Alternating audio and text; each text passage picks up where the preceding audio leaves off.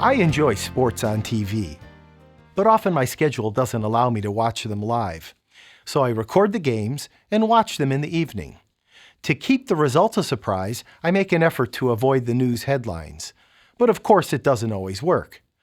I remember one occasion when I was in a restaurant that happened to be showing the game I planned on watching later. I made sure to get a table out of range of the TV, but as we left, I couldn't help overhearing the commentator announcing the game's result. I decided to watch the recording anyway. Although I knew the final result, it was still exciting. I found myself quite engrossed, looking out for the events that would favor the eventual winner. The Bible reveals such an event that turned history in our favor. And when I say our, I don't only mean Christians. Everybody, the whole world benefits. Through his death and resurrection, Jesus has already won the war against sin and death. Though we haven't seen the fullness of his victory yet, Jesus will one day return, and then all will be revealed. We live in very worrying times, and none of us can stay immune from the world's problems. Financial worries, job insecurity, health concerns, and difficult relationships afflict us all. But they cannot prevent the final outcome.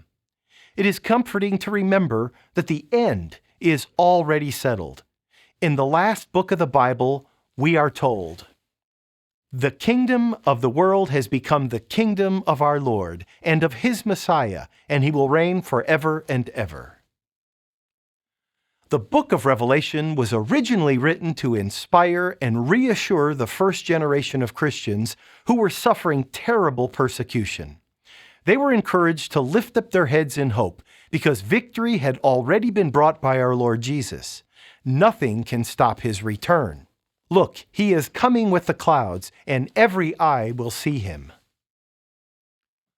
Ever since the first centuries of Christianity, the book of Revelation has been often considered a puzzle that, when solved, will predict exactly when Jesus will return. Perhaps that is understandable. When things get rough, we naturally want to know how long the bad times will last. However, all the interpretations, whether scholarly or fanciful, have proven to be wrong. You see, the last book of the Bible is not a pre-recording of specific events that lead up to Jesus' return. It's written in what is known as apocalyptic style. Through that lens, Revelation tells us that Jesus will return, but not specifically how and certainly not when. It was written to encourage Christians facing hardship throughout the ages. So it is as valid for that purpose today as it was 2,000 years ago. And if Jesus has not returned, it will still be valid 2,000 years from now.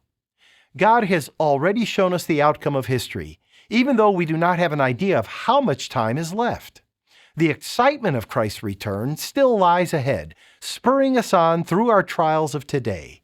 In that respect, life is like a game that we know we are going to win. I'm Joseph Tkach, speaking of life.